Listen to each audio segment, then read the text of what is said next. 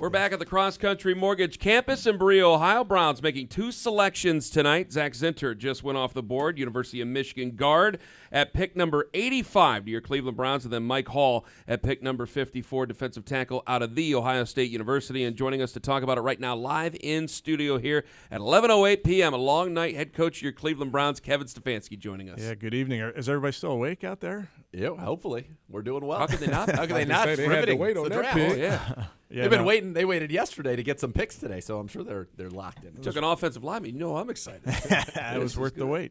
So Yeah. what led into the well, let's start backwards first. What led into the Zach Zinter pick, Coach?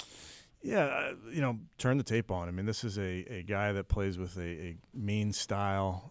He plays through the whistle. He's physical.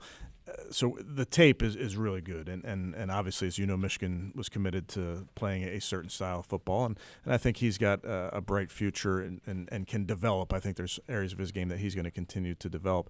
He's also pretty unique off the field in terms of how this guy's sharp. He's football smart. He's a great teammate. I know they alluded to it on the draft coverage, just how much he meant to his football team this past season. So he fits who we are. I think he's going to fit really, really well in that offensive line room. How helpful is it in maybe his progress? And obviously we have Wyatt and Joel, so you don't need him, knock on wood, in this season. But to come from a college situation where he was coached by Jim Harbaugh, he's not a head coach of the LA Chargers, where you know that he was getting at least that high level, probably NFL level of coaching and understanding some of those concepts. No, you're exactly right. He's ahead of the curve in that regard.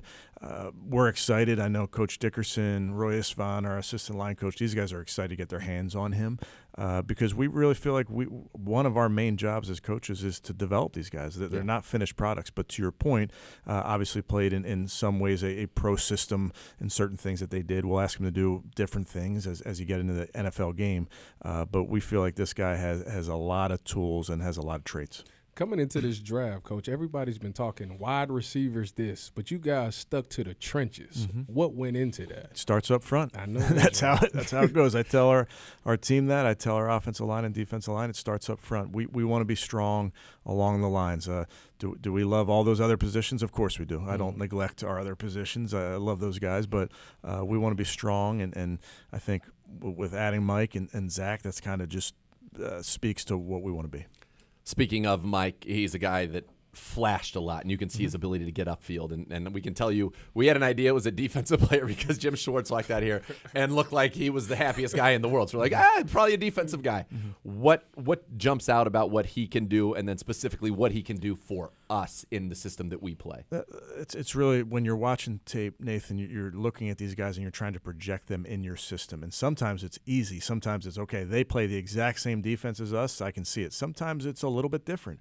Sometimes you look at a two-gap defense and you try to project how that guy may fit. This happens in free agency when we're looking at guys in March, and then it happens in the draft as you look at players that are coming into your league maybe doing something different. It happens on offense. It happens on defense. Sure. With Mike, we saw traits. We saw things that he can do, a skill set that he has that we feel fits really, really well in an attack style. It's something he certainly did at Ohio State. At other times was maybe not playing exactly how we'll ask him to play. Played at a high level in a great defense, but we'll ask him to do a couple things different, maybe playing a little bit different position at times. So for us, we're just trying to identify those traits and figure out how it'll fit in our system.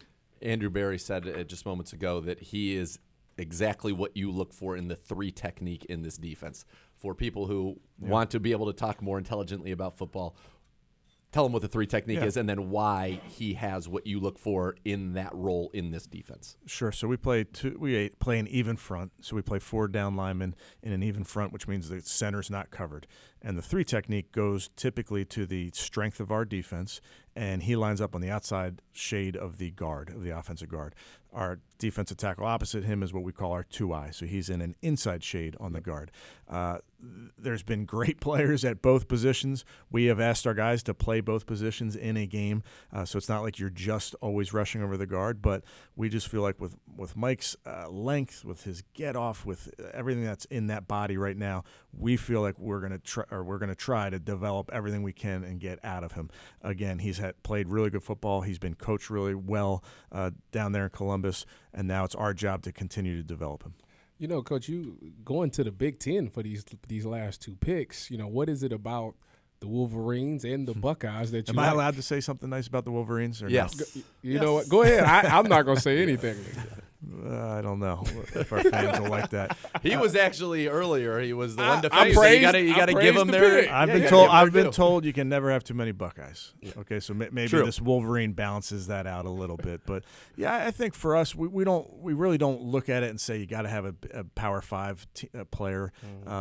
There's plenty of players that you look in this draft that we really like that were not from Power 5 conferences necessarily. But, there's something to be said for playing in the Big Ten, that physical football game that these guys have been used to and have played.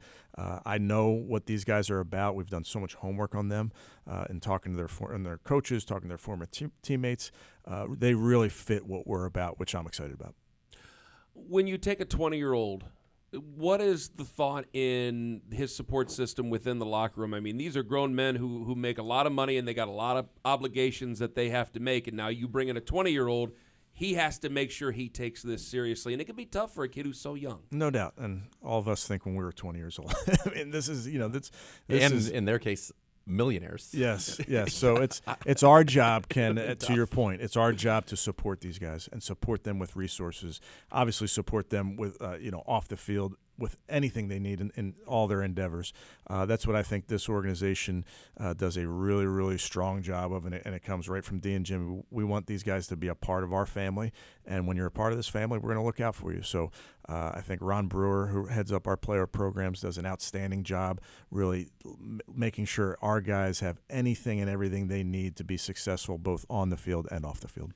What does it say to you about the culture that you guys have been able to build here, that you are comfortable, and it wasn't always the case with the Cleveland Browns, but comfortable taking, for example, DeJuan Jones fell for concerns, I'll put that in quotation marks, whatever those may have been, and you obviously ended up getting a great value. There were quotation marks, again, some concerns about Mike Hall, but you have a culture here where you feel comfortable with these guys. What does that feel like from your side of it, and what does that mean in terms of what you're able to do in crafting this roster? Well, first thing I'd say is culture is constant. You don't just establish a culture and it's done. You have to continue to reinforce your culture with the people you bring in here, with new people explaining to them how you operate, what you're about. So that'll be no different with this entire rookie class, Sure. that they understand who we are and what we're about. I would tell you with the 2 young men that we were fortunate to add to our football team tonight, we've talked to everybody. I mean, you talk to their college coaches, their former teammates, high school coaches.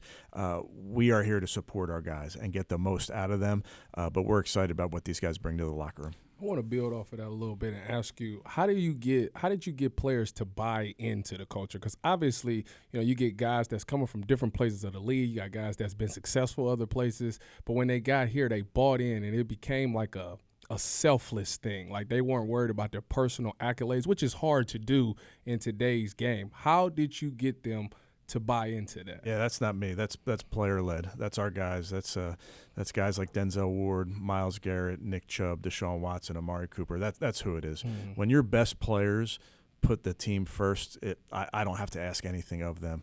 I remind the guys all the time, this is the greatest team sport there is. It's the best.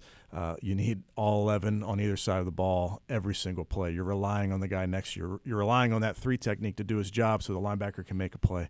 But our player-led group, our leaders, our best football players, they've put the team first, and it makes it real easy for the rest of the guys to fall in line. One of the things for me that I thought was kind of a joy of this offseason was seeing veterans who are here on one-year deals wanting to come back. Everybody in the defensive line room wanted to come back and be a part of it. Rodney McLeod sat right where Tyvis is sitting and interviewed him a couple weeks ago and said, I had to come back. Yeah. He's like, I needed to be a part of this team. Mm-hmm. That's a special thing, and I think when you have young guys who come in now, they have to assimilate into that. That's powerful because it's kind of like going into the yard, right? And the yard's going to be regulated. You don't even have to really worry about it. You know what I mean? Is that a prison reference there? It was more like a junkyard dog reference. Okay, I like junkyard dogs. Yeah. Great wrestler, WWF. He knew exactly. it. Thank you. Let's go. JYD. Yeah. Yeah, I mean, again, I think it goes back to what Tyvis was saying. when your locker room is strong, we talk so much about the locker room, the literal, that room, but really what we're talking about is the core of your football team. Sure. And when you have leaders like you mentioned, Rodney McLeod. I mean, Rodney's Unreal. Going on year 13, I think maybe. it is. I think that's right. That's pretty special. You don't get to that year 13 just by being a great player, and he is a great player. But he's the people that we pay attention to when we talk about the guys that we want to add to this organization. So I give guys like Rodney the credit in building what they want this team to be, the quote-unquote locker room to be. And then that's the job of our veterans, our coaches, to let our rookies know what we're about. And honestly, it starts when we get them in here in a couple weeks for rookie minicamp. It's just the rookies. There's no veterans here.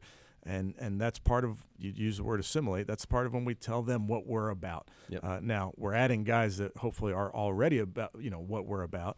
And even the guys that come in here on these 30 visits, we make sure we educate them on how we operate, what's important to us, so that when they get in here, it's no surprise. All right, more of a fun question. Did Mike Hall and Zach Zinter say, I thought I was done with that guy, and now I got to deal with him every day? I'm excited for one-on-ones. Yeah, I bet. Watching those guys, they've had some great battles, so it's only going to continue. What's the plans for tomorrow? There's a long wait before Maybe. that 5th round 156. Well, I know he can't say anything about that, so I kind of got to ask, Maybe. how do you take in the draft in day 3 then? I'll be in here. I'll be available to AB, asking him when he needs me and what his plan is. But for us, a lot of it, day 3 is a fun day. It goes fast, as we know. The picks start flying at you. So that draft board starts to come. Guys come off the board, and you're studying it and trying to figure out guys that will be there. And then another fun part for us, it's the free agency part of this, when the undrafted piece. So when that 7th round ends, we're going to add another, whatever it is, sometimes 15 guys to your roster, and that's kind of the wild, wild west as you're trying to recruit and find people, and you're jumping on phone calls with different players and FaceTiming players, and so that's kind of how the day will end, and then we'll see when it starts. I know where our picks are right now, but we'll see what Andrew's got up his sleeves.